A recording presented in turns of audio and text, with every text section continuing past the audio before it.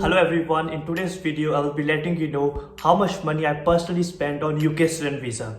To make this content a lot much relatable with you guys who are aspiring to study abroad, I'll be presenting my information in a lot more systematic manner. I'll be letting you know what was the initial stage of the UK student visa application, what were the documents which I required, and eventually I will be coming to the ending stage of the UK student visa application process.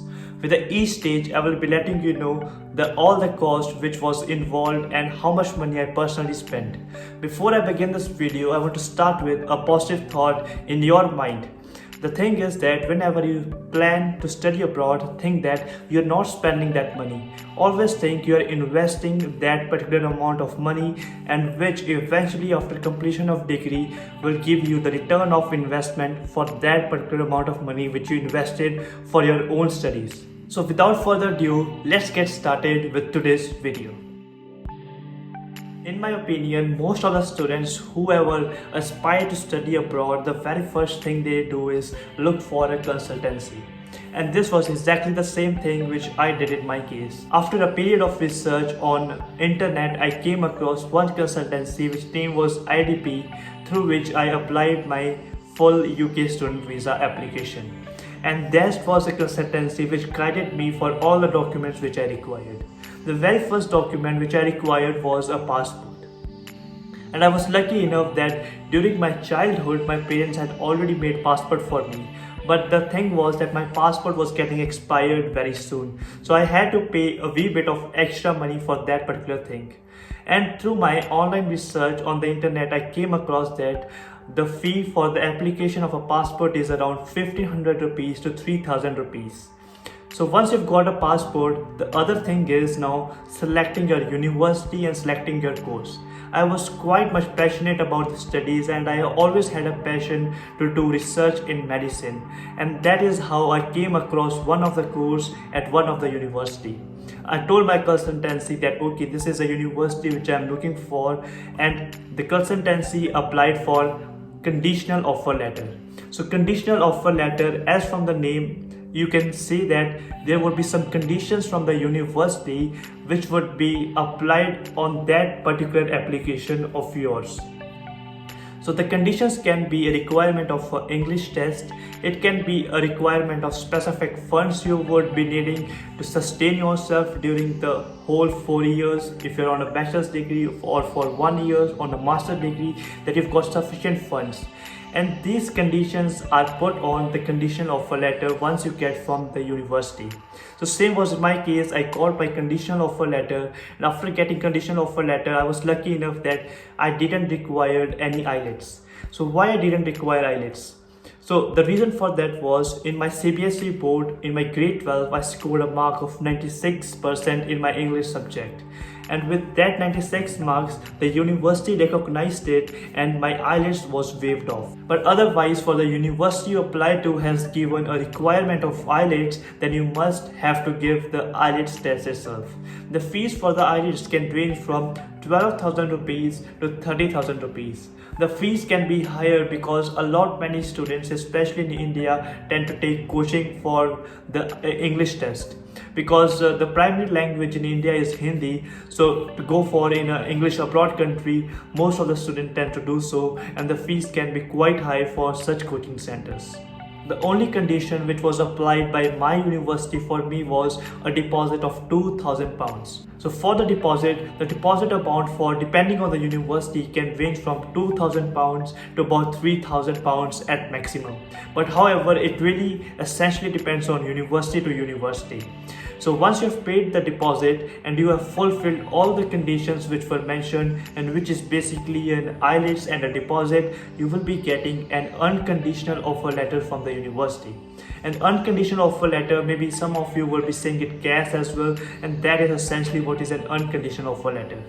The unconditional letter, as from the name it suggests that you don't have any more conditions required and you're eligible that the university can sponsor you for a tier 4 visa. It is same as a work visa. For a work visa, you need a tier 2 sponsorship from a company. And for the study, it's the same thing. You need a tier 4 sponsorship to pursue your studies from the university itself. So now once the university has issued the CAS letter, now is the right time to start thinking about your application process for the visa. The very first important thing which you need to do is show your funds. For example, you're doing a bachelor's degree, the funds will be different if you're doing in a specific university, because the fees really differ from university to university and the funds can be less or down as the value I'm presenting just ahead. For example, for the course which I was doing, I'm required to show a funds of 18 lakh rupees in the bank account and also living expenses of 12 lakh rupees. And in terms of living expenses, if your university is located anywhere outside the London area in the UK, the living expenses is about £1,000 a month. And this is roughly averages to 12 lakh rupees. So now if we do the total of this fund, this takes us the amount to 30 lakh Indian rupees. Now with the 30 lakh rupees, let's say the deposit which you paid was £2,000, that was exactly in my case, and let's say the currency rate, just to make the mathematics easily, is 100 rupee is £1. So when you multiply that, you can essentially deduct 2 lakh rupees from the 30 lakh amount which I told before. So the funds which I had to show was 28 lakh rupees in my bank account. Now I was lucky enough that my parents were supporting me. In my case, I didn't have to take any kind of educational loan or maybe do some other practices in terms of getting that money. So my parents' salary were enough to show that specific amount of fund. The other thing with the fund is that they need to be 29 days old as well. So now once you've shown your funds in the bank account, now is the right time to apply your visa. So now once you have applied for the UK visa, there is a specific fee for that. That is 54,000 rupees, and that is essentially what I paid during that specific year. And then essentially there is 30,000 rupees which you need to pay extra for the health surcharge. So health surcharge is a must and everyone has to essentially pay. So 30,000 rupees for that. But in my case, the thing was that my application was quite late. So my course was starting from 10th of September, and I still remember that in month of August I was doing all this stuff. So I need to opt for a priority service, and for the priority service I had to pay an extra amount that was 40,000 rupees. So essentially only on my visa process I spent 1,24,000 rupees as a total amount. So now there would be a crucial question in your mind that how much time did it take to get the result for my visa application. It was exactly 2 days after which I got my result for my application, and it was all successful. And now was the time when I had to book my flight for United Kingdom. And the flight was quite expensive because I was booking very much close to the starting date, and was essentially 7 days before when I got my visa. And the flight, it costed me around 60,000 rupees. So now this is the amount of money which you really have to spend on your UK study visa process. Now there would be a question that how much my consultancy charged me for all this visa application process. You guys would be surprised. I don't know, like there's always a fuss created that agent is charging me this much amount of money, such amount of money. But for this consultancy, they don't even charge me a single penny. Even we wanted to give them from our side some money, but no, they ignored. They say no, we don't charge any money in this consultancy. And I was lucky enough that I selected that particular consultancy. So now is the right time to do the math in terms of letting you know what was the total amount of money which I spent.